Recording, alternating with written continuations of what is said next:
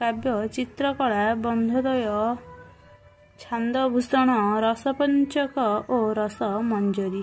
ତାପରେ ତାଙ୍କର ଗୀତିକା ହେଉଛି ଗାହା ଚଉତିସା ଚନ୍ଦ୍ର ଇତ୍ୟାଦି ବହୁ ଚଉତିସା ଚୌପଦୀ ଭୂଷଣ ତୋହା ଛପୋଇ ଷୋଳପୋଇ ଇତ୍ୟାଦି ତାଙ୍କର ରଚନା। ବିବିଧ ରଚନା ହେଉଛି ଗୀତାଭିଧାନ ଛତିଶ ରାସ ନାରଦ ପୁରାଣ ପୁରୁଷୋତ୍ତମ ମହାତ୍ମା ବିଚିତ୍ର ତରଙ୍ଗିଣୀ ଷଡ଼ ଋତୁ ଇତ୍ୟାଦି।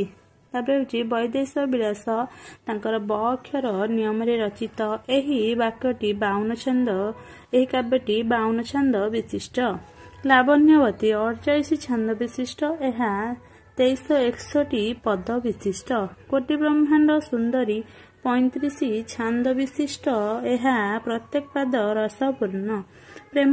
ପ୍ରେମ ସୁଧାନିଧି 16 ଛନ୍ଦ ବିଶିଷ୍ଟ। ରସଲେଖା ତାଙ୍କର 22 ଛନ୍ଦ ବିଶିଷ୍ଟ।